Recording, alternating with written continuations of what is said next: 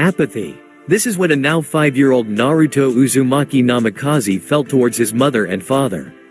5 years he has lived with them, ignoring him in favor of his twin sister Natsumi. At first it was a great resentment, which in turn leads to hatred. Now, he can't feel anything at all for them. He just doesn't care enough about them to even formulate an opinion on the matter. Of course, such a way of looking at things can only last so long before someone snaps. 5 years ago, on the date of the Uzumaki Namikaze twins' birth, the Kyuubi no Kitsune attacked their home, Konohagakure. Many hundreds of men and women died from the great beast's rampage, but it was eventually defeated thanks to Hiruzen Sarutobi, the third Hokage. He was able to reseal the beast into Natsumi at the cost of his own life, since even though Naruto was born first, both previous holders of the beast were female. Since then, Naruto has been all but entirely forgotten by both the villagers and his parents. He eventually grew apathetic to them as well, not seeing why he should dwell on the way such trivial insects treated him. His sister was a different matter entirely. He truly does care about her, and knows that it isn't her fault for the blatant favoritism. She is the most innocent person he knows, and doesn't let the attention from both the villagers and parents inflate her ego. He was very protective of her, and sometimes taught her some of the things he had learned on his own. Being a genius, the things he taught her were very simple for him. You see, even though Naruto does not contain the Kyuubi, his chakra reserves are tremendously high for his age, even for an Uzumaki. He is currently at high Junin reserves. There is also the fact that his intelligence is already on par with his father's. He has studied every day since he was 2 years old in their family's library, learning many different things. He has learned the leaf balancing, tree walking, water walking, kunai balancing, and running up a waterfall techniques for chakra control to the degree he can do all of them at once. His control is greater than that of Tsunade Senju. Next are his sealing abilities. He has already completed his soul seal, and mastered his father's famous Hiraishin no Jutsu on both levels. All of the Uzumaki Fuinjutsu have been learned, and even improved by him. Needless to say, he is a prodigy like no other. The seals he created himself were almost all easily S rank and some were SS rank. His ability to use genjutsu was, quite frankly, disturbingly high. Some of his genjutsu actually cause real damage to the victim's body. His most effective genjutsu is an improvement of the Mangekyo Sharingan's Tsukuyomi, which feels like 5 days to the victim, but is only 2 seconds in the real world. It could only be broken if they had more chakra than the user of the jutsu. As a side note, his henge was also a real transformation. He had no idea why, even being a genius, but he wasn't complaining. But what really took the cake was that he also had 3 Kekkei Genkei. First up was the most expected bloodline, which is the legendary Uzumaki stamina, chakra levels, chakra manipulation, and advanced healing. Natsumi also had this bloodline, so it was completely expected. Next was the ability to not only a photographic memory, but also understanding everything that he read to amazing degree. If he focused chakra into his eyes, they would zoom in by about 10x the normal eyesight that can predict the person's movements, as well as having night vision and the ability to see the amount of chakra someone has and the tenketsu points. It was almost like a modified version of the fully matured Sharingan and Byakugan combined. The last was definitely the most shocking. He had the elemental chakra mixing bloodline, along with all of the elemental affinities. This bloodline limit has not been able to be used since the first Hokage, so that meant one of his parents was related to the Senju clan. So far, he has only mastered wood release and a few jutsu with it. He has kept the last 2 bloodlines a secret from both of his parents, seeing as he had no real reason to tell them anything about himself anyway. No one was aware of the last, but Narumi did know about the second. He had told her because he didn't trust anyone else yet. Currently, Naruto was walking through Konoha's streets, the full moon shining down and illuminating the village.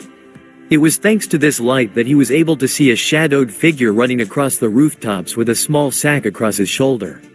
Naruto focused chakra into his eyes and was able to see a Kumo headband. He narrowed his now glowing blue eyes and gave chase to the mysterious figure. He finally caught up to the now identified Kumo shinobi, and landed in front of him. The tall man sneered at the sight of a small boy blocking his path. "Hey brat, you had better move out of my way unless you want to die. I am an elite Junin, and you don't even have a headband," I'm feeling gracious today, so if you leave now, I will let you live, said the man arrogantly. Said Naruto, who was just staring at the man with an emotionless gaze. For some reason, the Kumo shinobi felt unnerved by the boy's gaze. Hey Brad, either run away or say something. I mean it kid, I will kill you. Why should I speak with an unconscious man? Said Naruto with an unnerving calmness. What do you mean Naruto had already appeared in front of the man with a katana, and bashing his head with the blunt end, knocking him out. He ran over to the sack and cut it open to reveal a terrified Hinata Hyuga. As soon as he cut her bindings open, she leapt up and started crying in his arms. He reassured her that everything was alright when several Anbu appeared along with her mother and father. Hinata ran over to her mother as soon as she saw her. The Anbu commander spoke up, breaking up the tearful reunion. Naruto-san, would you please inform us of what happened here? Why is a Kumo nin here of all places? And so he told them of what happened. To say that the Anbu and Hyuga were stunned was an understatement. A 5-year-old had just single-handedly taken out a Junin, albeit a weak one, with one hit. That had gotten the Hyuga patriarch to thinking.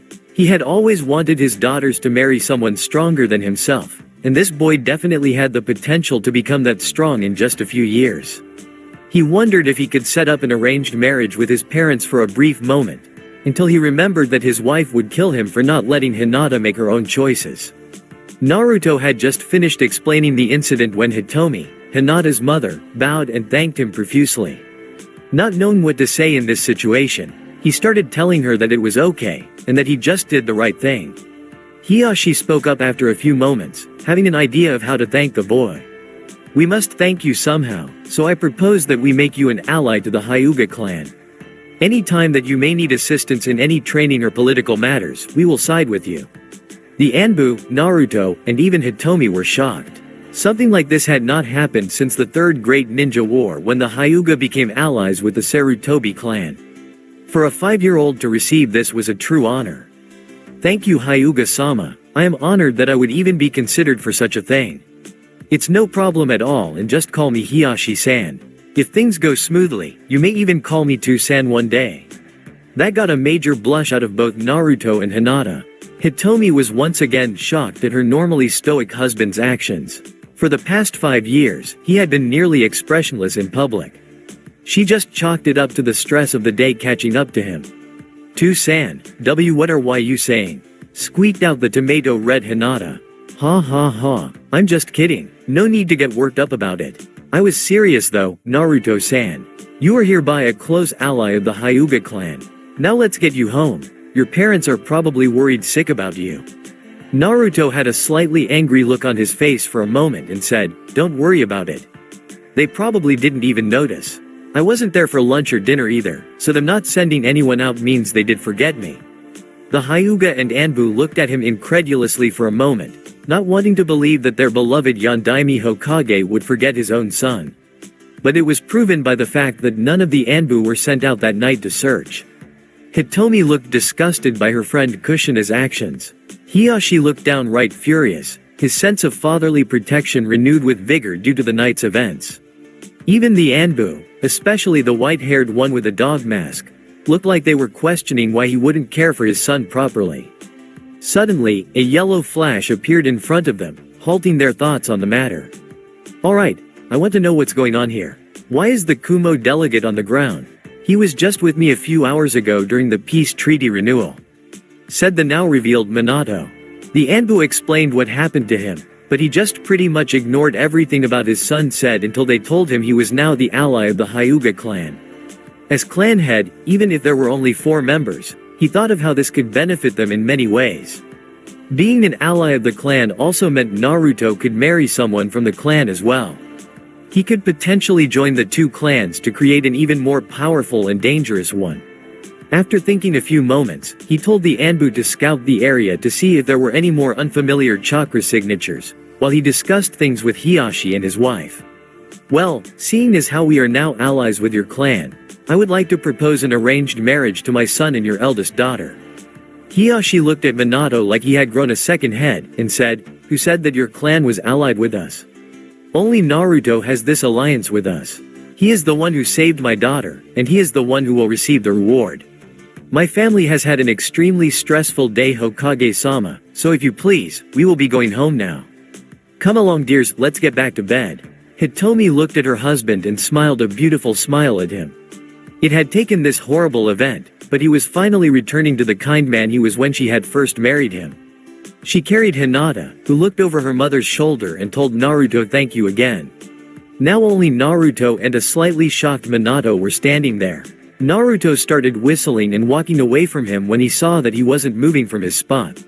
For the next week, Naruto had left 200 clones to train in jutsu and create seals while he went to the Hyuga estate to be with Hinata. She was a really nice girl, but was also incredibly shy around him. She would always get red in the face whenever he gave her compliments or held her hand, and he didn't know what to make of it. Hey, he might be a super genius in the ninja arts, but he was only 5 years old. His mother had also cleaned out the home's library of any unclean materials before he was even born, so he didn't have any references to go on. That was the only reason he couldn't use medical techniques yet. Anyway, the incident with Kumo had been resolved peacefully, with Kumo having to compensate heavily for it.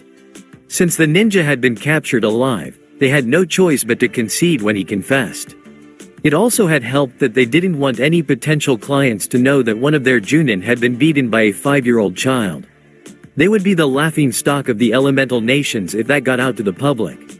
Naruto was currently sitting on a park bench when he heard a slight sobbing noise. It was coming from behind a tree not far back in the woods. He spotted a girl around his age crying in a fetal position. She had long raven hair and coal-black eyes, and in his opinion, she seemed very beautiful. "Why are you crying? Is there anything I can do to help you?" asked Naruto, trying to get her to stop crying. He always hated to see girls cry, no matter the reason. "My father said that I was an embarrassment to the clan because my twin brother beats me in spars. I only lose because he cheats by using weapons while I can't," said the girl. Naruto scowled at the blatant show of favoritism towards one child, a twin no less, as he could most certainly identify with her problem. He leaned down and dried her tears with his hand while smiling as warmly as he can at her. "I can understand what it feels like. My parents always favor my twin sister over me, and sometimes even forget that I exist. I think that people like us should stick together, so would you be my friend?" said the smiling Naruto. The girl looked at him and blushed, quickly looking away so he wouldn't catch it. She smiled brightly and nodded her head while he grabbed her hand and helped her up. "By the way, what's your name?" said the girl. "Naruto Uzumaki Namikaze, what's yours?" "It's Satsuki, Satsuki Uchiha." "Well Satsuki, I hope that we can get along great. Let's go play in the trees," said an enthusiastic Naruto. For the rest of the day, Naruto had played with Satsuki, and had even taught her the tree walking exercise. She was ecstatic to learn it, as it would help her chakra control that was necessary when mastering the Uchiha fire techniques. After an eventful day, they eventually went their separate ways, promising to meet each other whenever possible with the park as their meeting place. 8 years later. Ability overview. Skip until next bold if you don't care. Now at age 13, Naruto was currently meditating while floating in the air. Around him were balls of water, rings of fire, currents of lightning, and a light shell of earth. He had finally mastered all of his affinities, along with the wood, lava, boil, ice, storm, and plasma releases. He has mastered many jutsu for each element to the point he no longer requires hand signs, as well as creating many jutsu himself. His Fuin jutsu had gotten to godlike levels in this last year. He created seals that could replicate the effects of jutsu, getting the idea after he met a boy named Rock Lee, who could not mold chakra properly. All they required was a drop of blood from either Naruto or Lee. He only gave them to the boy and for himself, as he didn't want civilians to become more powerful than many ninja due to him selling them. There are too many types of seals he had invented to be listed here actually, but his most noteworthy was finding a way to destroy the Orochimaru curse mark of heaven. Anko was more than pleased, and even tried to thank him in a very UAL way. He refused only because he was 9 at the time. He also kept this hidden, as he wanted to be on his sister's genin team. Other dealings with Lee came when he mastered medical ninjutsu to a degree that would put Tsunade to shame. He combined his seals with the medical techniques, and created a much more efficient means of surgical procedure. He had actually operated with assistance from his clones to keep his secrecy, and fixed the problem Lee had with his chakra pathways. They became fully functional when Naruto turned 10, but Lee kept the jutsu scrolls, saying he was still a taijutsu specialist, and would like an ace up his sleeve just in case he was ever in a pinch. You should have seen the looks on the faces of the medical examiners when they checked only to find his pathways were completely healed. They claimed that only an active kami could have caused this case. How wrong they were. Naruto isn't at god level yet. He was close, but he still needed to surpass the Kyuubi in terms of raw chakra to become a true god. His chakra chains had also been developed very nicely. He was able to take them to a level Kushina never had before. They no longer had to come out of his back, as he was able to manipulate them anywhere he could see. He had also created a few A ranks to S rank techniques by using them. The most powerful one was what he called the elemental world of chains. He considered it to be a SSS rank technique because it was really a modified version of Chibaku Tensai, which was what the Sage of Six Paths used to create the moon. Its size varied on the amount of chakra he put into it, which was now enough to be 10 times as large as Konoha in his case. Chains of chakra would appear in the air and wrap tightly around each other, creating a huge ball. If released from his grasp, the ball would come flying down to earth, destroying everything in its path. That, coupled with the fact that the chains could be coated in elemental chakra, made it a truly frightening technique. He almost never used his genjutsu anymore. The last time he used it on a group of thugs, he had actually created demons through mind power alone. The tortures became real to the point everyone around the victim could see what was happening to him.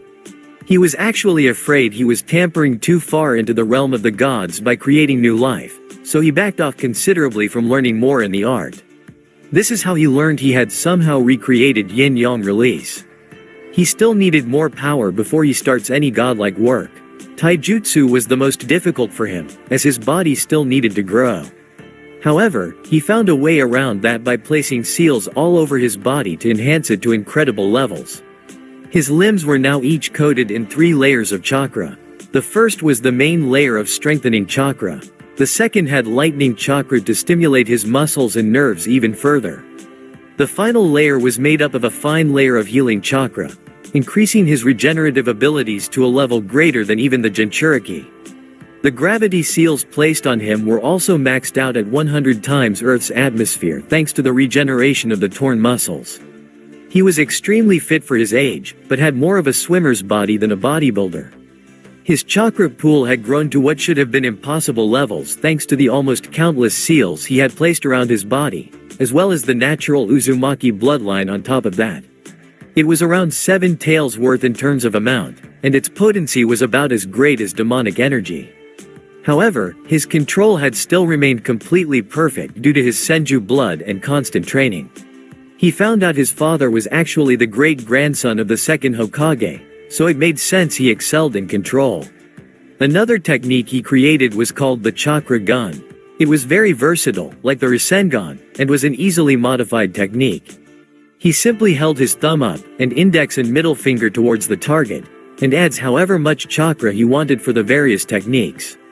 Only he, Natsumi, and his mother could use it because it dealt with chakra shape manipulation. The versions varied from Senbon needles, to the regular gun, to his most deadly version so far, the chakra bomb barrage.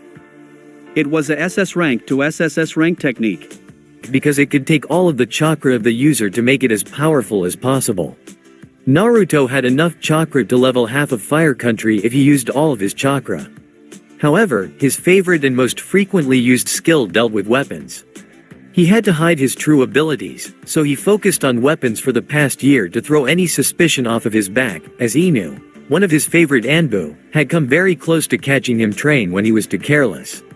He was able to learn weapon crafting from old texts that were, for some reason, stored in the Uzumaki vault. He briefly wondered if Kushina had ever even thought to try and look through all of these scrolls. It was their heritage after all. He quickly learned that the weapons created were very special. He had gotten permission from his mother and father to use the forge on their property, as it hadn't been used in quite a while. They thought that he was just going to try to make kunai or something, so what was the harm?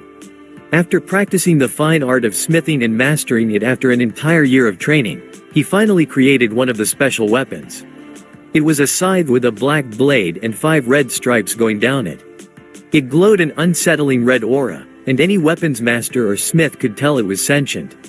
He spoke with the blade, and learned it was called Thanatos, or the harbinger of death. It could be infused with wind chakra to create a move he called the Black Wind, which killed any living organism it touched.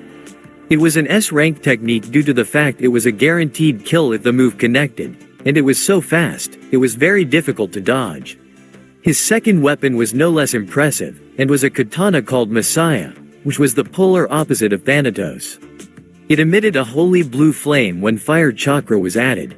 He had mainly used the move Divine Judgment, which was when the blue flame was flung into the air and came raining down on a large scale, making it an S-rank technique. The most unexpected creation of his was that of his violin, Orpheus. It was incredibly rare to see sentient instruments, mainly because they were nearly impossible to create. It was what allowed him to better control the strength of his genjutsu, as it became a medium with a conscience. He could kill an entire battlefield full of soldiers, and not affect any allies due to this new control. His most effective technique for this was a song he called Wings of Dread. It made all of the enemy see black wings coming from their backs, which then proceed to choke them to death with black shadowed tendrils coming out of them while showing them the deaths of all those precious to them in the most terrible ways they could think of, causing the brain to shut down after taking continuous physical and mental strain. It became a SS rank technique. Seeing as how only those with a fully mastered Mangekyo Sharingan could hope to break it, and affected all enemies who could hear it. He was able to test these abilities out due to blood clones staying at his home while he goes out to hunt in bandit camps. Minato really should keep the Forbidden Scroll in a much more secure location. End ability overview. Back to the story, he was now walking towards his normal meeting place at the park with Hinata and Satsuki. The two girls quickly became friends, but he knew that they were vying for his affections. He learned around age 9, when his godfather Jiraiya had to teach him of after Anko tried to jump him, and his godmother Tsunade beat the living crap out of said pervert for trying to corrupt him, that they were obviously attracted to him. He finally went to the library and checked out some romance novels, only to find out he was acting that way towards them in some ways already. He wasn't sure if he loved them or not, but he was attracted to them. Of course, you would have to be gay not to be. They looked just like their mothers did when they were their age, which was like comparing them to goddesses. Hinata had grown her hair out to her lower back, and had developed an impressive B cup. Satsuki also had her hair at the same length, but had an A- cup instead. Not that it made her any less beautiful than Hinata. Many boys had tried to get their attention, but quickly backed off when they saw that they were with Naruto. Speaking of Satsuki, he had grown much closer to her after the Uchiha massacre when they were 8. He had rushed in and was able to save her, her mother, and her twin brother Sasuke. He was treated with respect by the remaining 3, as he had single-handedly defeated Itachi, who was executed later the same day. He thought Sasuke would be jealous, but he just begged Naruto to train him so he could protect his family from this ever happening again. Naruto agreed, and was helping him along, and he was at mid-Chunin level already. He only asked that they keep who saved them a secret until after the Chunin exams he would compete in, to which they readily agreed. Anyway, Naruto had finally reached the thick wooded area where they usually met up and saw the two angels. He was wearing his usual outfit, which was the basic black Anbu attire for his body, black open-toed sandals, and a long black trench coat. They were waiting with smiles on their faces, due to the fact they can stop holding back, and Naruto can at least show more of his strength. They, as well as Natsumi, now knew about his chakra-mixing bloodline, but kept it secret for fear that he would be forced into a breeding program by the council. Today is the day of graduation, and they are now heading towards the academy for a final time after meeting up. Satsuki speaks up to break the silence. So you guys, what do you think we should show? I mean, Hinata and I are about mid to high Chunin level, and Naruto-kun here is God knows what level, so we have to think this through now. I will most likely be placed with Natsumi, not that I mind. I just wish you two would be on my team as well," said the slightly downcast Naruto.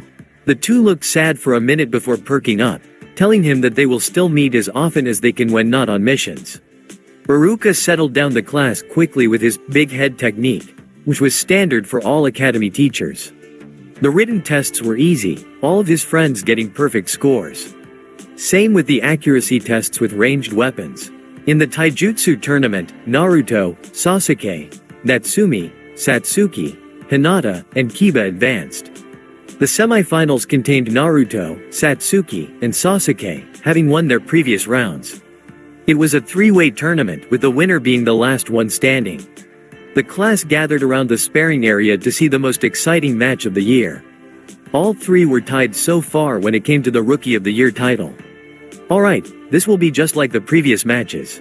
Any moves that are not taijutsu will get you disqualified immediately, and no killing or badly injuring your opponent. Are you all ready? Then begin. Satsuki and Sasuke immediately both went after Naruto, hoping to get an advantage in teamwork. Naruto saw this coming, and simply waited for them to reach him before he lazily bent his body backwards, dodging the punches, and used the momentum to come back at them with his fists, hitting them both in the stomach. Even with all of his restriction seals on, that still hurt like hell. Both tried changing tactics several times, but none worked. Eventually, Naruto got bored and disappeared in a burst of speed the Chunin couldn't even see, and knocked them both to the ground with his hands on the backs of their necks. They conceded quickly, and he was declared the winner by an amazed Iruka. Next up was the ninjutsu and genjutsu tests, which they easily passed. The extra jutsu many used were clan techniques, but Naruto used his own chakra gun at a medium power level to decimate a training dummy in one shot. The entire class was once again amazed, as it was very difficult to create new jutsu. Naruto got the Rookie of the Year, while Satsuki received Kunoichi of the Year. Neither of them cared about the title because it didn't really matter, as it was usually just an ego booster for the powerful and arrogant. Alright students, come back next week to get your team placements. If you're late, then there will be bad first impressions for you from your Junin squad leader. Dismissed. Alright, thought Naruto. I still have time to perfect my recreation of Tsunade's super strength. That will come in handy for dealing with arrogant people. There's nothing like knocking them down a few pegs by overpowering them with one finger. And so, for the next week, he thought that he would be peacefully destroying a training ground. Unfortunately, fate just loves to screw with him when it concerns his relationships with others. Poor Naruto has to go through some tough crap very soon. It was not a good day for one Naruto Uzumaki Namikaze. He was currently more pissed off than he had been in years. The only time he was angrier was when he heard that the Hyuga elders wanted to place a caged bird seal on Hinata. He was even more pissed when he learned that they had been poisoning Hitomi in the hopes that she would die.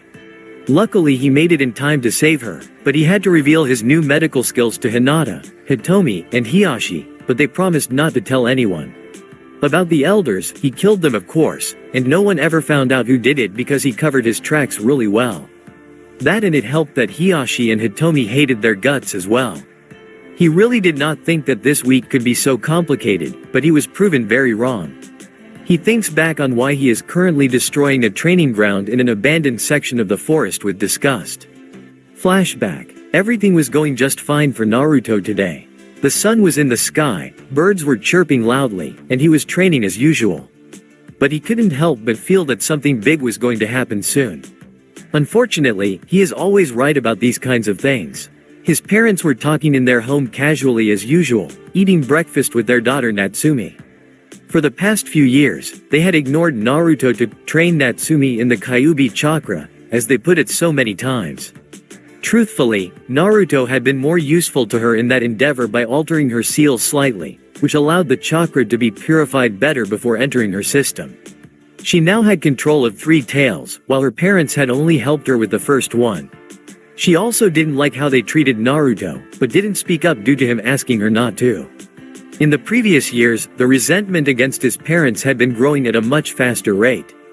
Before, they had always just excluded him from training. Now, however, he wasn't even remembered when clan affairs were involved. He wouldn't have minded much since they were mostly meetings, but they had announced publicly that he was no longer the heir. That had pissed both of the siblings off. Natsumi didn't want to be the heir, and Naruto was denied what was his by birthright. Needless to say, Naruto became even more distant than usual towards them. He no longer even spoke to them if he didn't absolutely have to. They were quietly eating when Kushina finally noticed that Naruto wasn't there. "Hey Minato-kun, Natsumi-chan, do you know where Naruto-kun could be? I haven't seen him all morning, and he is usually down here if I'm not mistaken." Something in Natsumi snapped when she talked as if she knew him, when she really had no idea about him. "And how would you know? You never pay attention to him, and you haven't even gotten him a birthday present since he was 9. What kind of mother and father forgets their own child? If I was a mother, all of my children would be loved equally." Natsumi stormed out of the door, leaving a stunned Minato and Kushina. They felt ashamed of themselves for not taking a more active role in their son's life. "Minato-kun, what have we done? How could I have done this to my own son? I'm a horrible mother," said Kushina, sobbing loudly. "I'm not any better, and I haven't taught him anything in his entire life. He probably struggled in the academy much more because of me. I honestly don't know how I allowed this to happen. We have to fix this Kushi-chan, we need to get his forgiveness. I'm sure he will accept our apology if we train him in our taijutsu and kenjutsu styles. I should teach him the Rasengan as well, it's very powerful and I know he would want to learn it," said the sadly mistaken Minato. That night at dinner, they told Naruto that they were having a family meeting. He was confused due to the fact that he was almost never needed for family events.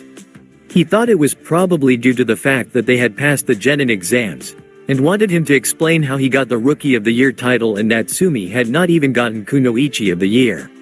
But for some reason, he had a bad feeling in his gut, and that feeling was almost never wrong. Too bad he didn't know that they would be unaware of the rankings until the next day. He would have to be careful, just in case they somehow knew about his second and third bloodlines. No one else could know until the Chunin exams. So here he is, his parents standing in front of him and Natsumi, sadly smiling at him. "Naruto-kun, your mother and I have been thinking that we haven't been treating you fairly these past few years, and would like to make it up to you. We will train you in our styles and jutsu now, so please forgive us for what we have done," said a somber Minato. Naruto had his head down. His spiky blonde hair that reached down to his lower back was currently shadowing his face, but they could see that he was trembling.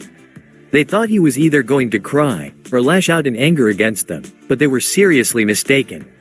Naruto wouldn't give them the satisfaction of seeing his anger just yet, so he concealed his emotions and decided to freak them out a little. He started chuckling a little, which grew in volume gradually until he was in nearly hysterical laughter, rolling around on the ground clutching his sides. They were both confused and quite worried for their son's sanity at this point until he finally stood up and looked at them with eyes that carried slight amusement and a ton of anger for them. "And why should I just forgive you? Why should I even care that you want to teach me now since you have ignored me for so long? I don't hate Natsumi for what you two have done to me, but I despise the both of you. You aren't even fit to be parents if you forget one of your children. Even if I had 100 children, I would make time for all of them. Consequences to the outside world be damned. So don't you dare ever think that I will forgive you, because I won't. I'm packing my things and moving out today, so don't bother me unless you have official ninja work Hokage-sama." Both Minato and Kushina were shocked and saddened by his outburst, but knew they didn't have any right to speak out against what he said. Kushina tried to tell him he couldn't move out due to still being a child, but he just pointed to his headband and said, "As soon as I put this headband on, I became an adult. I'm old enough to kill, drink, And have sex if I want to. which I plan on having before marriage, as well as move out." She was silenced by that remark, knowing that it was true. He came back down with several small sealing scrolls and 2 large ones. He pulled out his biggest scroll, which was as big as he was, and sealed most of them into it. A few of the smaller ones he just put into slots in his Anbu-like uniform. Minato and Kushina were crying at the door, while Natsumi gave him a hug, telling him that she would miss him. He told her that he would as well, giving her a small scroll of C-rank jutsu discreetly, and set off to blow off some steam at a training ground before buying any property. Flashback end. He halted his assault on the training ground to survey the damage, and he was very satisfied. He may have been wearing resistance seals and weights, but there were craters all over the place. He estimated he was still around high Anbu captain with all of his seals and weights on. Without them, he could already beat Kushina, who was a cage-level ninja, Minato, the Sannin, all of Konoha, and the other 4 caged at the same time. Very impressive, but he wanted to get even stronger. He wanted to be strong enough to try to become a god, just like the Sage of Six Paths. He didn't have the Rinnegan, but he did learn that the reason his chakra was so potent now was because he did have the Sage's chakra. Once he unlocked it to its full potential, the potency rose to the level of demonic energy, but was a pure silver color. It made his jutsu and weapons much more effective as well, around 10x better. He had only truly unlocked its full potential a few weeks ago, so really he was already cage level in terms of sheer power with the weights and seals still on. What he didn't know is that the only reason he didn't have the Rinnegan was because he had never been in a life-threatening situation before, which was what caused the awakening of it. If he were to ever come close to death, he would awaken it. His anger at his parents had already unlocked some of its abilities though. He had found a nice place to live as well. It was smaller than the Namikaze estate, but still considered a mansion. It had 3 stories to it, 1 for living space, and had enough room for around 40 people to live comfortably. Another for his extensive library, and the final floor was his personal study of sorts. It is where he is now going to be keeping all of his works in progress, which were mainly new seals, and the vault. His vault was the most secure location in the entire world right now. Not only did he have several hundreds of clones guarding the estate constantly, he had also placed firewall seals around the vault to fry any person with unfamiliar chakra. His vault itself contained several reinforcement seals, making it impossible to break, and a failsafe to fry everything in there so no one will ever take his secrets. He had really only kept the vault so future generations of his could learn his jutsu and techniques. After all, he was planning on creating a separate clan right now. He came up with the idea for a new clan right after he left his old home. He would easily qualify for the CRA in any village due to having 3 bloodlines, which meant he could take on multiple wives. He really didn't know how to feel about that now, but his main purpose was to create a clan that was not based around the constant power struggle in the village. No, his clan would be founded upon the ideals of peace and neutrality. They would be neutral in any outside affairs, and the clan would be an actual family, not some segregated community where barely anyone likes each other. He heard that the Uzumaki clan used to be like that, so he was really just restarting that one. The clan's specialties would be Fuinjutsu and Kenjutsu just as the old clan, but also focus more on the chakra manipulation as well. His chakra gun could only be known by those with the bloodline, so it did count as a clan technique. He came up with a different clan name as well, which would be Kiyoshi. It meant purity, and he named it such because he wanted the clan to be pure of the sins of the outside world. He trained more during the week and was finally able to master the super strength. It was greater than Tsunade's version because he had better control, so it was a very notable accomplishment. Time skip, day of team placements. Naruto was waiting in the academy for what was hopefully the last time, waiting for the teams to be called. He didn't know who he would be paired with, but had a hunch one of them would be Natsumi. He didn't mind that at all, but he really wanted Hinata and Satsuki to be with him as well. Iruka began to speak, stopping his train of thought. Well class, today you will be going into your future career as a shinobi. Remember that from now on, you are all considered adults, and must behave as such. Now, onto the team selections, Team 1 to 6. He tuned out until Team 7 was called. Team 7 will be Naruto Uzumaki Namikaze. Actually, I have disowned myself from that clan, so please call me Naruto Kiyoshi from now on. Said a slightly irritated Naruto. The class was shocked at this information, while Natsumi looked sad that he was no longer her big brother technically. Hinata and Satsuki were happy that he was finally out of the so-called family, because they knew that he wasn't happy. A stunned Iruka just nodded and moved on with the list. Oh okay. Well, as I was saying, Naruto Kiyoshi, Natsumi Uzumaki Namikaze, Satsuki Uchiha, and Hinata Hyuga will be on Team 7. Hokage-sama has decided to create a 4-man team this year as an experiment to see if they are much more efficient, along with 2 Junin sensei. Your Junin sensei will be Kushina Uzumaki Namikaze and Makoto Uchiha. Naruto couldn't believe his luck. Of course, he had to put up with Kushina, but it was worth it to be with Hinata, Satsuki, Natsumi, and Makoto, who he saw as his real mother. He would just ignore everything Kushina said and did unless it was official business. On a side note, he was really thrilled to hear that Sakura Haruno had dropped out of the program when she learned there was no chance she would be paired with Sasuke on the teams. She would have died trying to catch Tora the cat. Team 8 will be Shino Aburame, Sasuke Uchiha, and Kiba Inuzuka. Your Junin instructor will be Kakashi Hitaki. Team 9 will be Ino Yamanaka, Shoji Akamichi, and Shikamaru Nara. Your sensei will be Asuma Sarutobi. Shortly afterwards, both Kushina and Makoto came walking through the door. Team 7, meet us on the rooftop in 10 minutes for our first meeting. They both disappeared in a swirl of leaves, but much to the shock of most of the class, so did all of the members of said team. Naruto though used lightning and water instead of the standard leaf shunshin, which was much easier than his elemental version. Naruto was the first to the rooftop, followed by the senseis then the girls. All of them were shocked he had even beaten Makoto, the supposed queen of the shunshin, who mastered the technique to a frightening degree to where it could be used in combat. The girls still had no idea what he was truly capable of, but thought he was around mid to high Junin. They were obviously proven wrong, and he still had his seals and weights on. The sensei snapped out of their stupor first because they needed to administer the test today, so they needed to hurry up introductions. It was too late now to promote Naruto since he was an official genin, so he would have to wait until the Chunin exams. That worked fine for him since he could show some of his power off now. Well, Team 7, I know that we all know who each other are, but we will still do the introductions just for the heck of it. We'll go first to show you what we want to know. Tell us what your likes, dislikes, and dreams. My name is Kushina Uzumaki Namikaze, my likes are all of my family. She looks at Naruto who just ignores her, friends, and village. My dislikes are rapists, perverts, people who make fun of my hair, and those who judge others for what they can't control. My dream is to reunite my family to the way it should be, and to have tons of grandchildren one day.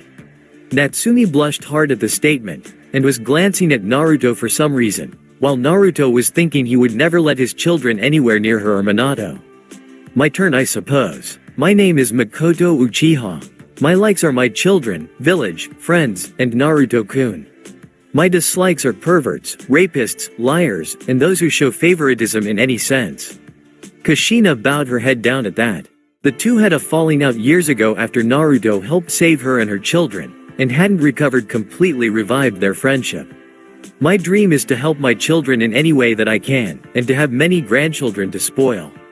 So hurry up Satsuki, I'm not getting any younger, said the joking Makoto. Satsuki was blushing up a storm at the comment, while Naruto was, surprisingly, also blushing. He would definitely allow his children to be around Makoto, and was even hoping for her to be the actual grandmother.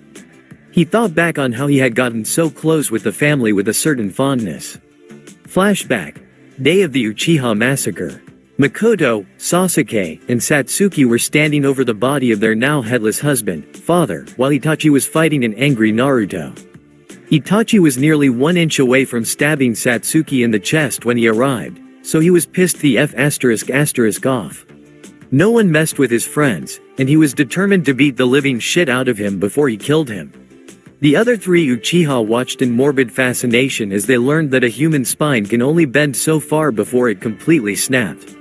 Needless to say, Itachi was writhing in horrible agony, so Naruto let him live for a while because he knew that he would be executed anyway.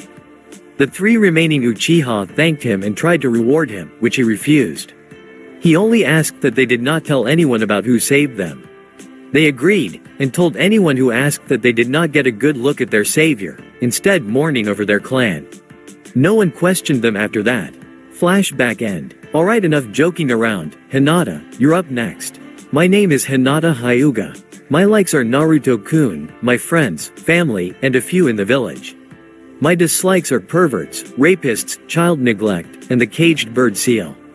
My dream is to one day see that the Hyuga will become one family, even if I am not the head, and to have a family with the one that I love, said the blushing Hinata, looking at Naruto who just smiled at her. She squeaked slightly and looked away.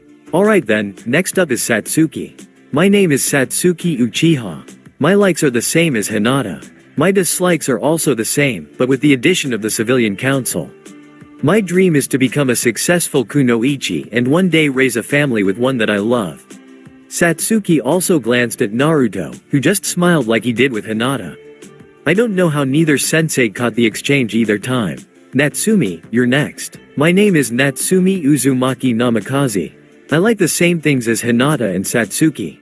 My dislikes are also the same. My dream is to one day become the strongest kunoichi, as well as have a family, and love my children equally. Kushina once again put her head down, as she had no right to speak up at the obvious jab at her skills as a mother. Natsumi also looked at Naruto, who once again gave her a smile.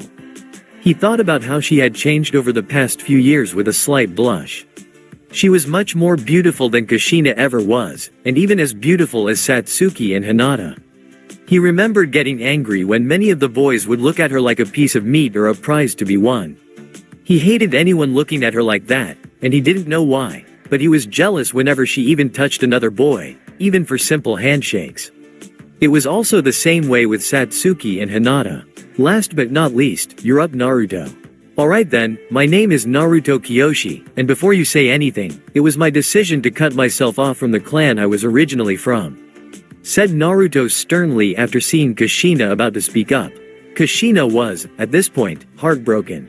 She knew her son hated her, but he really hated her so much that he refused to be in the same clan as her. She was barely able to control the tears that were threatening to fall, as Junin were supposed to control their personal emotions at all times. My likes are my friends, little sister, and a small amount of people from Konoha. My dislikes are the same as the other three, but with the addition of Minato and Kushina Uzumaki Namikaze, as well as a majority of Konoha. My dream is to begin a clan that is founded upon the ideals of neutrality and family, as well as marry those who love me and me love them back. Kushina was having a very hard time not crying right now, while the other girls looked at him with blushes. Makoto was definitely going to use Satsuki's blush against her later, and tease her relentlessly. Well, you all have unique and great dreams. We were going to have a separate genin test, but there is no need since I have been training with all of the girls, and know that you all work great together. The team leader will be Naruto since he has not only the highest IQ out of all of us, as shown by the specialized tests, but also proven himself to me and all of you that he is reliable. He is in charge in case Kushina or I are incapacitated, said the still amused Makoto, not really caring if Kushina was upset since she deserved to hear that. And so for the first month, their lives were filled with the wondrous D-rank missions and training. Just kidding, the missions sucked big time, but the training really was decent. They found out the affinities of all of the girls and Naruto as well. He just played along like he didn't already know. Hinata had water, Satsuki had fire and lightning, Natsumi had wind and fire, and Naruto had all of them. The looks on all of their faces when they saw the paper pretty much explode was priceless. He had to control his laughter and act shocked so he didn't alert them that he already knew. That would not be good at all, because as a genin, the council still had a say in who he would marry later on if he deliberately hid a bloodline from the village, and he did not want to marry someone like Sakura. They all learned new jutsu, and Naruto taught Natsumi some variations of the chakra gun. It was a clan technique, but only the two of them and Kushina could learn it, so there was no real harm. He also taught several C to B rank techniques to them, in secret of course. He was also able to finally master his Hyout and bloodline. It wasn't normally very damaging, but he tried mixing the chakra further with his plasma release, and the results were interesting. The ice became completely green, and would freeze just about anything. It was much colder than anything he had ever produced, and would kill almost anything it came into contact with. He came up with a very destructive technique called Ice Age, which was a large area jutsu that would kill everything in the area. The only way someone could escape was by going deep underground or very high in the sky, and even then the area stays at absolute zero. They couldn't survive long at all in those conditions. It's too bad he had to wipe out an entire bandit camp to realize its full potential, but they were worthless scum that needed to die anyway. He was wearing the same all-black outfit, and over the years had grown his hair out to his lower back. It wasn't as spiky as before, and he just let it flow down naturally instead of tying it up. But the biggest change was that instead of just being blonde, it also had black streaks running through it. The unfortunate thing about this was that as soon as he had earned the Rookie of the Year title, the fangirls Sasuke had started migrating over to his side. Of course, they stayed away after Natsumi, Hinata and Satsuki had pretty much gone rabid on a mob of them trying to chase him. The team was currently heading to the mission assignment area in the Hokage Tower. They were finally going to get a C-rank mission, even though they were ready from the beginning for one. Kushina and Minato were now highly regretting ever letting Naruto go. From what they had seen, he appeared to be at mid-Junin level in raw power, and he was only lacking experience. What they were dreading most, however, was that he become like another Itachi due to their early treatment of him. They were mistaken on both counts, but he thought he should limit what he would show them to only Junin level.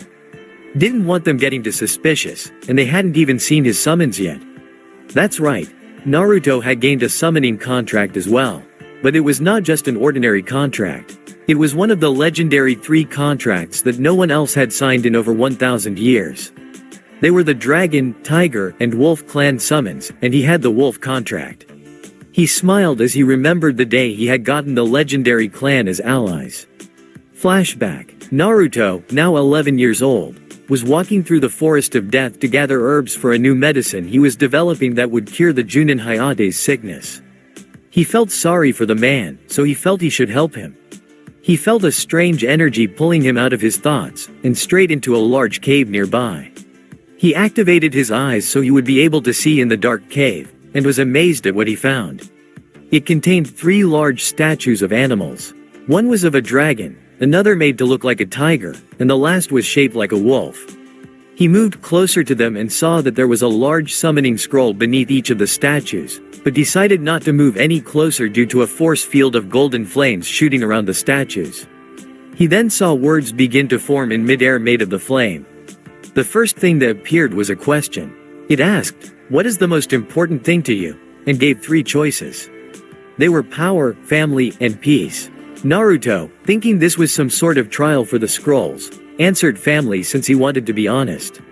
The flame shifted into another question which asked, "What would you give up for that family's safety?"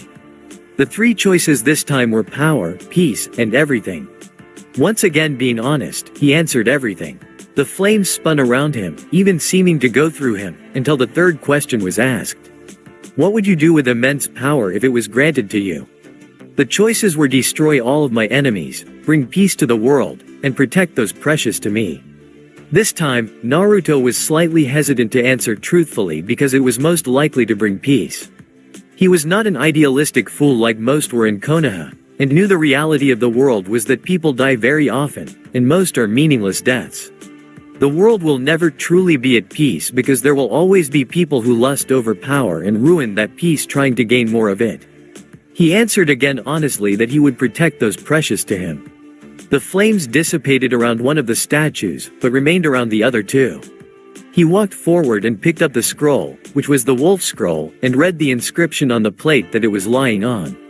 Family is the key principle to those with the personality of the wolf.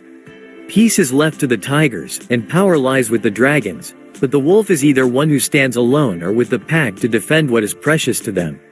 Take the scroll, O man of the pack, and protect thine family from what evil is to come. Naruto clutched onto the scroll as he was tossed out of the cave by an unknown force. When he looked up to see what had happened, the cave was gone. He looked happily at the scroll, knowing that the Wolf Clan was a legendary contract only the Sage of 6 Paths had signed, so the toads had nothing on them. He wondered what the looks on his family's faces would be like when he summoned their boss. He was curious, so he did summon the boss a few days later, and he was really glad he set up visual and chakra barrier seals up around the forest he was in. The boss, a Nagetsu, was at least twice as large as the Toad boss, and looked much more intimidating than the Kyuubi ever would. He had 10 tails flowing behind him, and claimed that he had earned them instead of being born with them. He claimed that in terms of raw power, he was superior to the Kyuubi as well, and Naruto believed him. It was hard for even him to stand up with his resistance seals on when the boss used his full ki pressure against him, which had shown him that 1 tail makes a huge difference. He finished the medicine and gave it to Hayate, and it cured him within 2 days. His girlfriend, Yugao Izuki, thanked Naruto profusely and kissed him on the cheek, much to Naruto's embarrassment. He was glad that he did the right thing though. Flashback end. He was snapped out of his thoughts by Natsumi, who was shaking him violently, asking him what was wrong. Huh? Oh, sorry Natsumi-chan. I just spaced out there for a second thinking about what our new mission is going to be about. Natsumi blushed at the suffix, while Satsuki and Hinata glared lightly at her.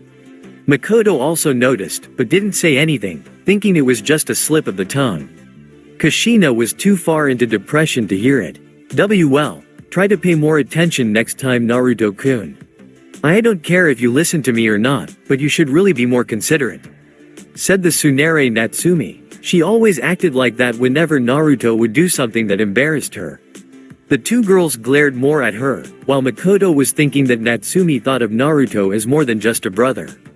They walked into the mission assignment room to find Minato and Iruka handing out missions to random teams. Minato had been depressed ever since Naruto left both the house and clan, but there was nothing he could do about it. There were no clan laws from the Uzumaki or Namikaze clans that prohibited self-expulsion from the clan, so his hands were tied. Team 7 reporting for 1 C-rank mission, and yes Iruka, we have the required amount of D ranks to receive one, said an irritated Makoto. Iruka could be such a mother hen sometimes. Very well, we have 2 missions to choose from. One is border patrol for the next 2 weeks, and the other is an escort to Wave for a bridge builder, said Minato in his Hokage tone. The Genin and Junin discussed it together for a minute before choosing the escort mission. Patrol duty just wasn't their forte, except for Hinata, and unknowingly to them, Naruto. Protection was a much better use of their skills. Minato yelled for the client to come in, when a drunk, gray-haired man stumbled through the door. Okay, hick, is this what I'm paying for? I want some, hick, real damn protection. The 2 women look like they're going to be teaching infants. The blonde girl looks like an idiot, the raven-haired girl looks like she will die, hick, from the sunlight, and the blind-looking girl looks like she's gonna die from being stared at for too long.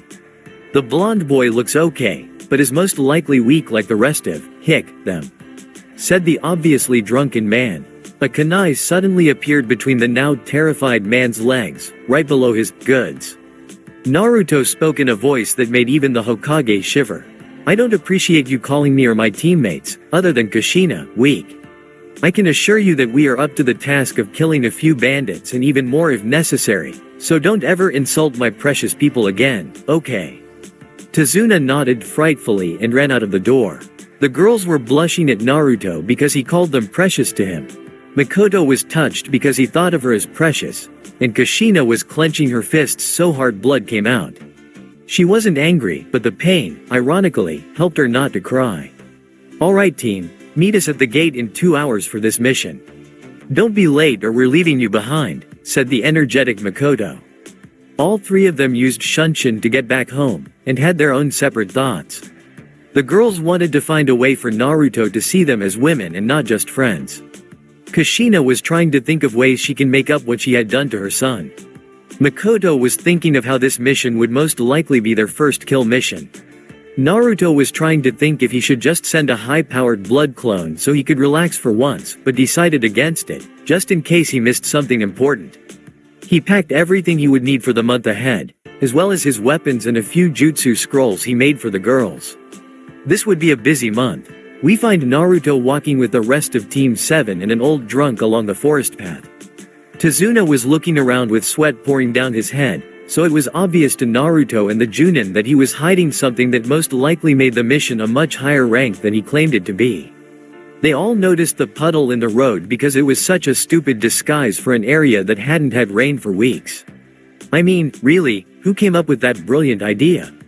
They all glanced at each other and walked by the puddle as if nothing was wrong.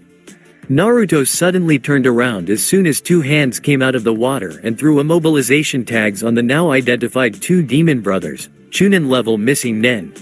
Alright, I'm going to ask you very nicely why you were going to attack us, said an eerily calm Naruto.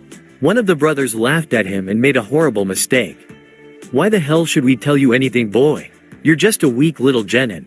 Untie us so we can have some fun with those whores over there. Now Naruto was mad. No, scratch that, he was pissed the fuck off. The one thing he hated more than his family and neglecting children was rape, and they had just claimed that they were going to rape his most precious people. Guys, I'm going to go interrogate these 2 for more info, so wait here for now, said Naruto in a bone-chillingly hollow voice. The others could only nod while he dragged them away deeper into the woods. "Oh shit," was the collective thought of everyone else. Not a minute later, screams of absolute agony were heard that sent chills through even the Junin. Naruto came out about 10 minutes later with 2 scrolls in his hand and blood all over his shoes, smiling all the time.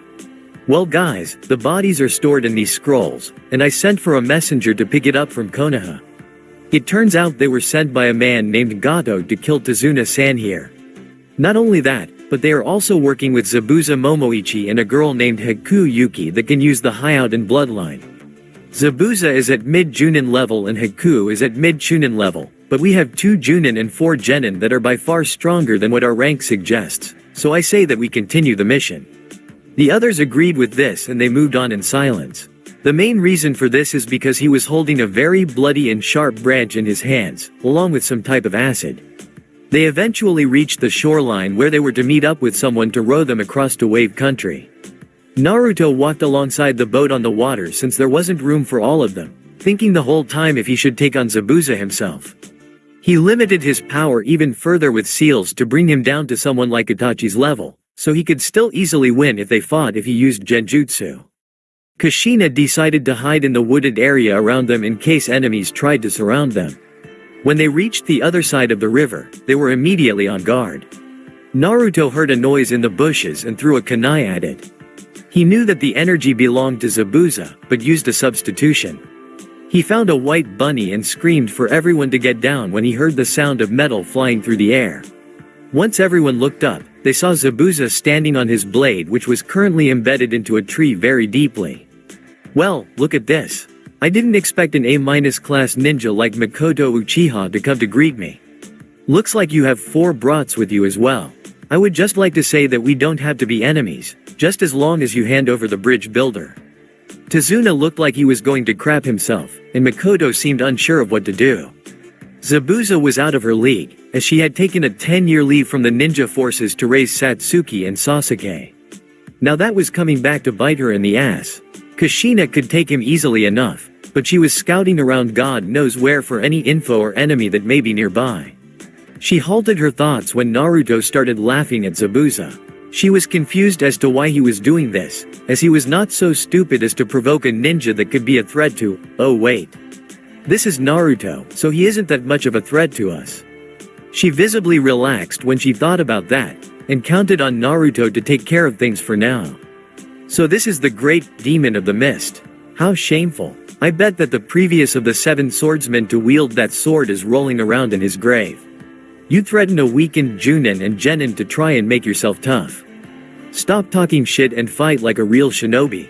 Naruto launched forward at high Junin level speeds towards Zabuza, bringing out his sword, Messiah, at the last moment swinging at him. Zabuza was so shocked at the speed that he barely had time to react. He brought up his blade to block in time, but struggled to hold his ground.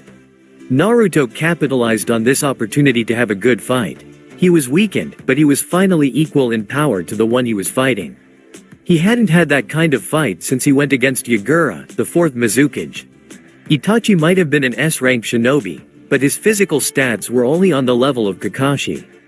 Genjutsu was his forte. No one saw the 2 of them fight, but the rebels found his corpse and a sealing jar at the entrance of their base, with a note saying, "Here is that fried tyrant you ordered. The turtle soup is in the container next to you, N." Naruto had earned himself an S ranking in the bingo book under the name N for that, which he was very proud of. He planned on gaining a cooler nickname later on in life though. The Hidden Mist Village now has a 10 million Ryo reward for the one that can prove themselves as N, as well as a place of honor in their shinobi ranks, which he may claim someday. Zabuza brought his blade down in as hard as he could onto the much smaller katana that Naruto was wielding, making him struggle to keep his balance. Naruto shifted his weight to his back foot and twisted around in a wide arc, cutting Zabuza in the stomach. The 2 fighters broke apart and looked at each other for a moment. No words needed to be spoken, as their blades were speaking for them. 2 swordsmen only truly understand each other when their blades are clashing. Both started making hand signs at a very quick pace, both ending at the same time. Water Dragon Jutsu, both called out. But there was a major difference in the size of the 2. Zabuza made a slightly larger than average dragon, while Naruto made one larger than the Hokage Tower. Zabuza's current thoughts were, well, I'm completely fucked. Zabuza crashed through several trees when the attack hit, finally stopping after Naruto willed it to. He found himself tied to the tree in chakra chains with a katana to his neck. Naruto was about to finish the job when two senbons stuck into the man's neck. He looked behind him to see a girl in hunter nin attire. I thank you for helping me. I have been chasing him for several days, simply waiting for open. She would have finished if not for the fact that Naruto had thrown a kunai at her. Cut the crap, I know that you are working for Zabuza Hakuyuki. The demon brothers told me all that I wanted to know before I killed them, so don't even think about trying to worm your way out of this. Said the stoic Naruto. She was worried for two reasons right now. 1. She can't hope to beat someone who had defeated Zabuza in 2 minutes so easily. And 2, she was unable to use Shunshin to get out of there. I see you realized you can't use Shunshin. I had my clones set up a barrier that prevents that particular technique in this area. Don't worry too much though, as I have no intention of harming you. All I ask is that you hear me out on an offer that I want to make you. The hunter nin hesitantly nodded when she realized that she really had no other options. If what she had just seen was any indicator, she didn't have a chance in hell against the supposed genin. Okay then, I will not beat around the bush. I want for you and Zabuza to become part of my spy network. The pay is much better than what that filth Gato is offering you from what the demon brothers told me, and I don't want you to do anything that's this dangerous either. Not only will you be rewarded handsomely, but I will also see that you are given a place in Kiri in the ninja ranks.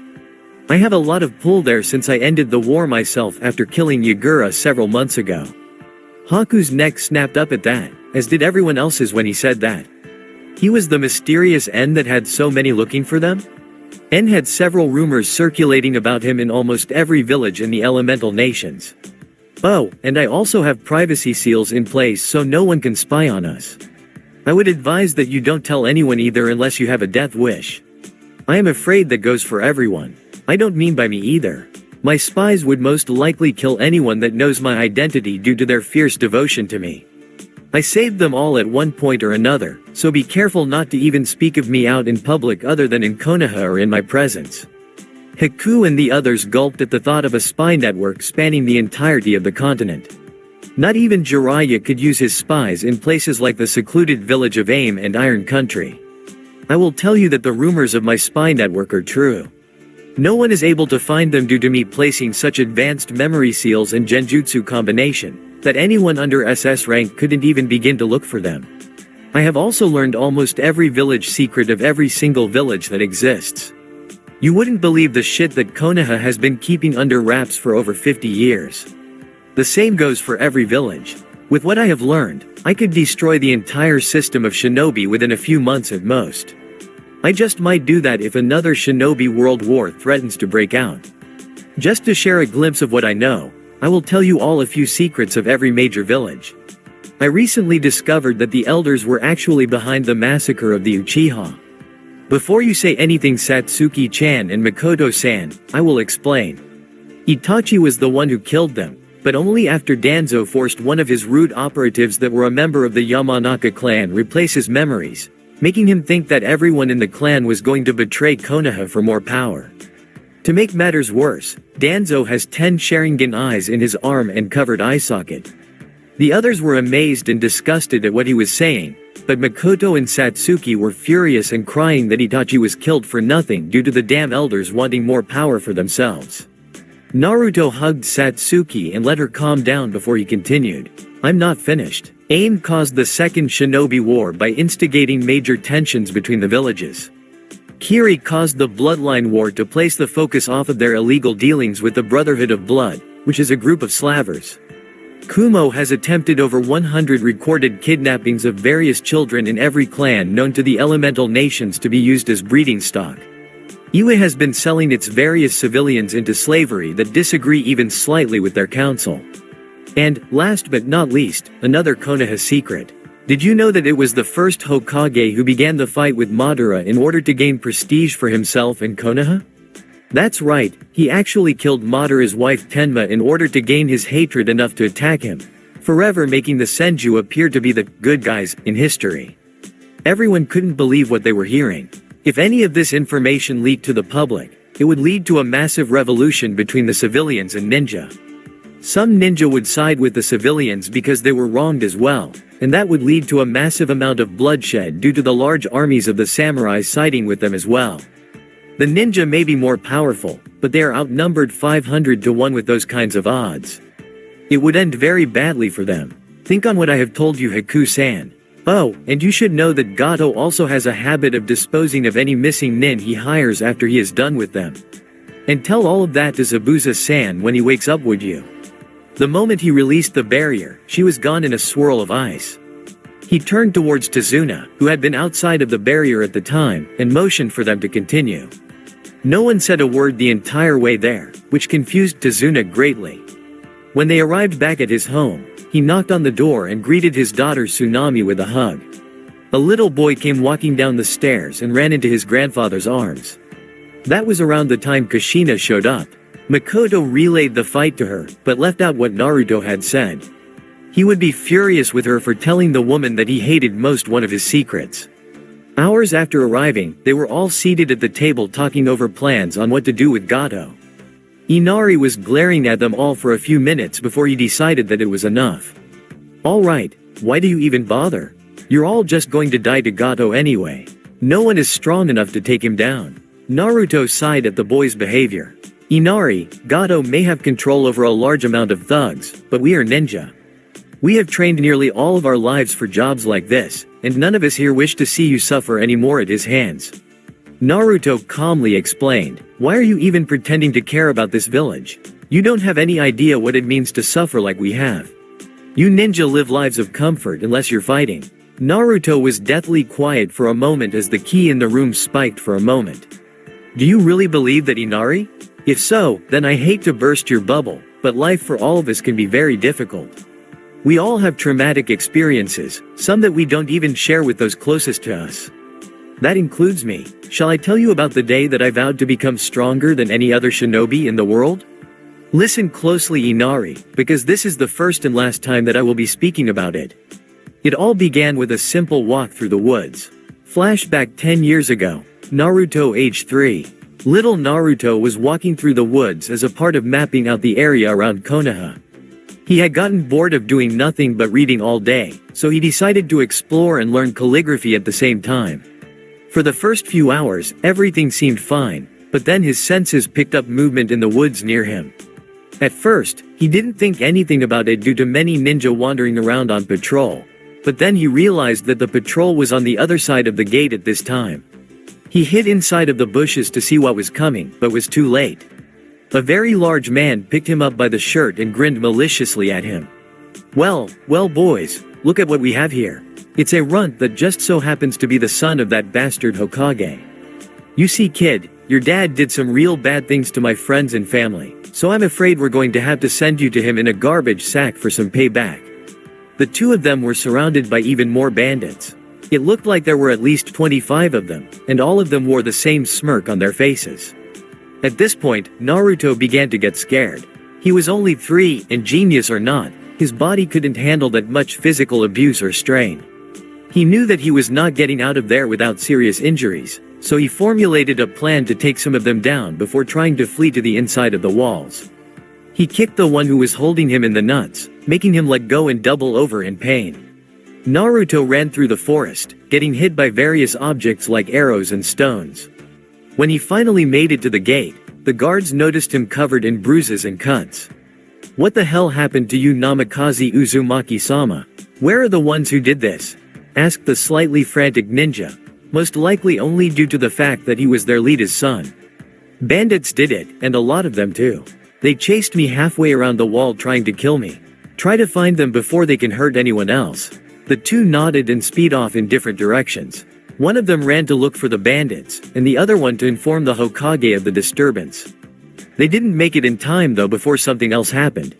Flashback end. So what's the big deal? You were beaten by some thugs once. Others here have had worse happen to them here. At least you lived. That may be so, Inari, but you didn't let me finish. The bandits who were chasing me ran into a caravan along the way, and broke off into two separate groups, one to chase me down, and the other to raid the caravan. There were 3 adults and 5 children in there, and not a single one survived. I went to search for the bandits with him when he left in secret, and I will never forget what I saw. The children were pinned to a tree with blades and rope, and had obviously been raped before dying, and the same goes for the one woman. The 2 men were tied up with their eyelids forced open, meaning that they had to watch it happen, and had several deep cuts along their bodies. They bled to death on the way to the hospital. What you don't realize, Inari, is that I have lived knowing that if I had only been stronger, it could have been prevented. I have lived with the guilt of their deaths on my conscience ever since I was 3 years old. On top of that, my so-called parents never paid any attention to me, and threw away my birthright of clan heir like it was trash. I didn't meet Satsuki-chan and Hinata-chan until I was 5, so I lived the first years of my life in complete isolation. Don't you dare say that I don't know what pain is. I know it better than you ever will. With that, he left the house and slammed the door shut, but made sure not to break it. The others were stunned at what they had heard. They never knew just how much weight Naruto carried on his shoulders, and felt bad about not comforting him properly when he was always there for them. The girls all had tears in their eyes, seeing as how even they didn't know that he had went through something like that. They vowed to make sure to do everything in their power to make Naruto happy from now on. Time skip. That night, Naruto was currently on the bridge admiring how grand and scale that it seemed. He thought about telling them all, including Kushina, about what had happened to him. What he left out of his story was much worse though. In reality, the bandits made him watch as well before he could escape. He just didn't feel like telling them the whole truth at the moment. He felt a presence behind him, and saw Hinata looking at him. "Naruto-kun, are you okay? Do you want to talk about it?" asked the concerned voice of Hinata. "No, I'm sorry that I snapped back there. It was completely unprofessional to do so."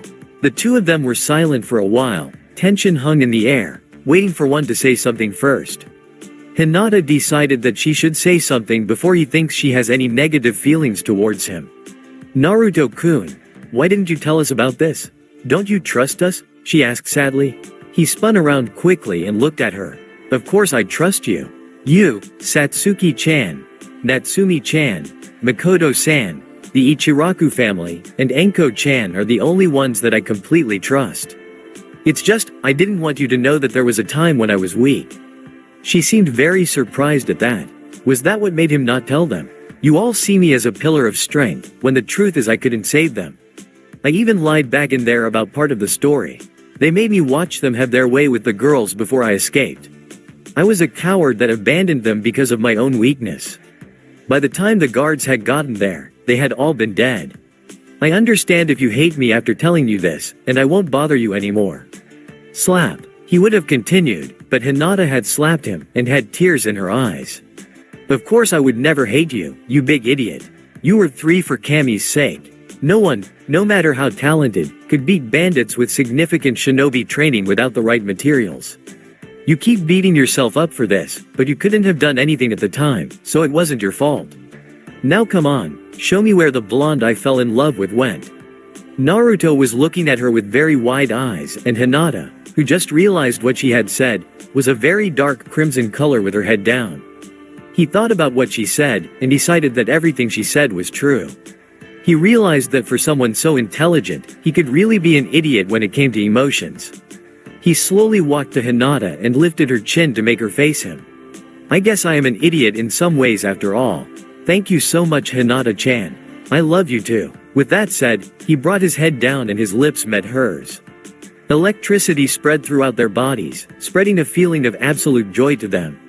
"Her lips are so soft," thought an entranced Naruto. They both pushed together more, wanting to feel more of the most welcome sensations they had never experienced before. After around 5 minutes, they had to pull apart for air. Both were panting and had flushed faces as if they had just run a marathon. Naruto was the first to speak first after getting out of his lightheaded state. Wow, that was amazing. I never knew kissing felt that good." Hinata merely nodded, not trusting her voice at the moment. The 2 stayed in silence, holding each other's hands for a few more minutes before they decided to head back, as not to worry everyone. When they returned, Satsuki and Natsumi were both pacing back and forth on the front porch. Satsuki finally noticed that they were there and tackled Naruto to the ground. He could have prevented it, but he was still dazed from the kiss. Where were you? You were gone for hours, and even though we know that you can take care of nearly everything that comes your way, we still worry about you. Don't ever scare us like that again. Before he could say anything, she forcefully kissed him and he feared for the worst, but kissed back anyway. When he stood back up and parted from her, he looked to Hinata, who was still smiling. I know what you're thinking right now. Why isn't she angry right now?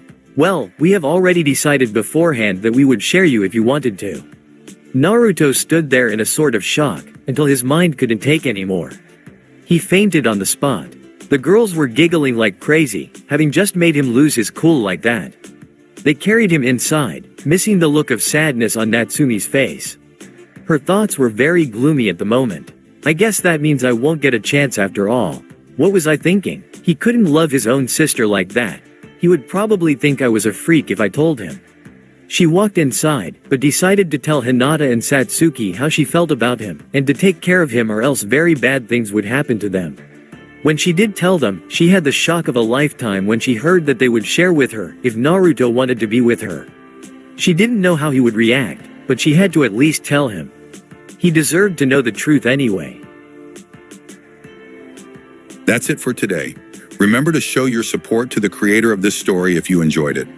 If you would like more parts of the story to be uploaded, leave a comment and subscribe to get notified when the story continues. Bye-bye for now, and I hope that you all have a wonderful rest of your day.